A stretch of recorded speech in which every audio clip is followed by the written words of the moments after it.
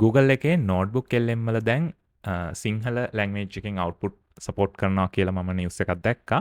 ඉතින් ඒක මටත් try කරලා බලන්න හිතුවා පොඩි ඔඩියෝ එකක් හදලා.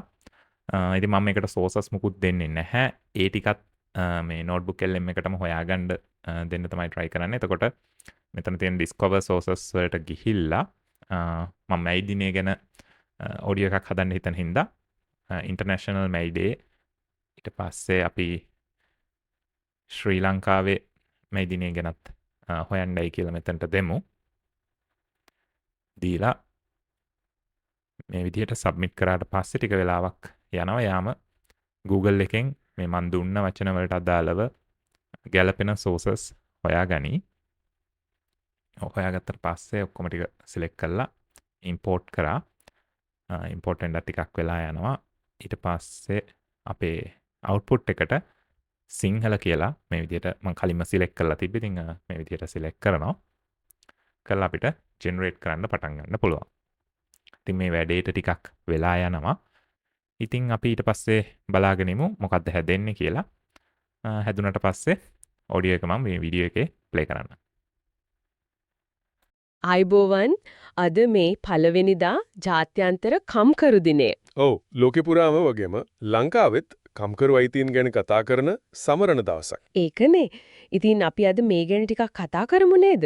අපේ විකිපීඩියා ලිපි, ඒ වගේම මෑත පත්තර වාර්තාත් බලලා. හොඳ අදහසක්. මොකද මේ දිනේ ඉතිහාසය, ගෝලීය වැදගත්කම විශේෂයෙන්ම ලංකාවට මේක බලපාන විදිය ගැන කතා කරන්න ගොඩක් දේවල් තියෙනවා. එතකොට මේකේ ආරම්භය කොහෙන්ද වෙන්නේ? මේකේ මුල ඇත්තටම ඈතට යනවා.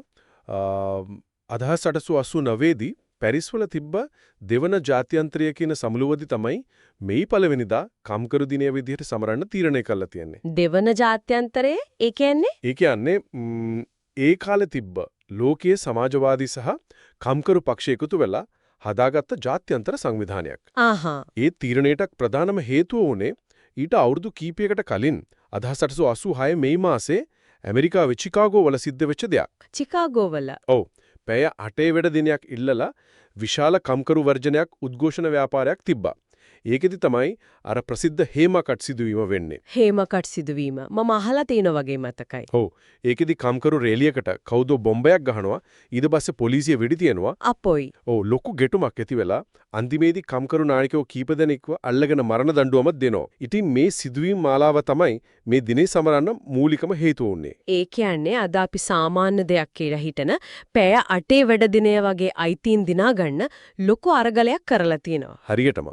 හැබැයි පොඩි වෙනසකුත් තියෙනවා. ඒ මොකද්ද? මේ සිද්ධිය වෙච්ච ඇඟලිකාවයි යාලට කිට්ටු කැනඩාවයි යාලගේ කම්කරු දිනේ සමරන්නේ මේ පළවෙනිදා නෙවෙයි. එමෙද? එහෙනම් කවදද? යාලා සමරන්නේ සැප්තැම්බර් මාසයේ පළවෙනි සඳුදා.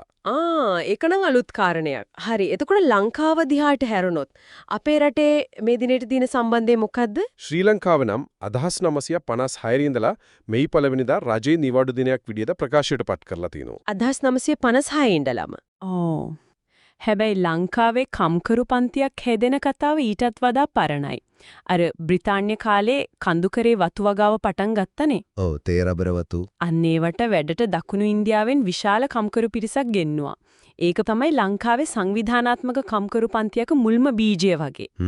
පස්සේ ඉතින් නිදහසින් පස්සේ දේශීය කර්මාන්තය එහෙම දියුණු වෙද්දි නාගරික කම්කරු පිරිසකුත් ක්‍රමෙන් හැදුනා.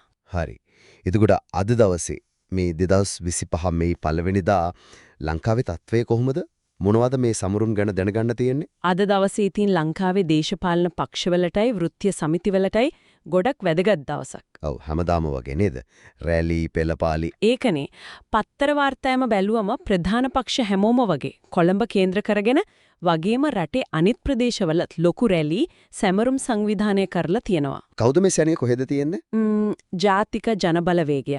ඒ කියන්නේ NPP එක ගාලු මොදොර පිට්ටනියේ ලොකු රැලියක් තියෙනවා. පොදුජන පෙරමුණ SLPP එක නුගේගොඩපත්තේ සමගි ජන බලවේගය SJB එක එයාලා තලව කැලේ තමයි ප්‍රධාන උත්සවේ තියන්නේ. කඳුකර ජනතාවත් එක්ක. තලව කැලේ. ඔව් ඊට පස්සේ ඉලංගේයි තමිල් අරසු කච්චි ITAK එක යාපනයේ ශ්‍රී ලංකා නිදහස් පක්ෂය SLFP එක එයාලා කොළඹ පක්ෂ මූලස්ථානේ. හරි. පෙරටුගාමී සමාජවාදී පක්ෂේ කිරුළපනේ. මේ ප්‍රධාන ඒවා විතරයි තව ගොඩක් කණ්ඩායම් තැන් තැන්වල තියෙනවා. ඒ කියන්නේ කොළඹ අවටේම අද ටිකක් රතවාහන තදබදයකුත් තියෙන පුළුවන් නේද? අනිවාර්යෙන්ම විශේෂ රතවාහන සැලසුම් පවා දාලා තියනා කියලා තමයි වාර්තා වෙන්නේ. එතකොට මේ රැලිවල තීමාවන්නේම මොන හරි විශේෂ දේවල් තියෙනවද? ඔව් එකක් මම දැක්කා සර්වජන බලය පක්ෂයේ වරකපොළ රැලියක් තියෙනවා ව්‍යවසායකත්වයේ කරා කම්කරුවෝ කියලා තේමාවක් යටතේ. ව්‍යවසායකත්වයේ කරා කම්කරුවෝ.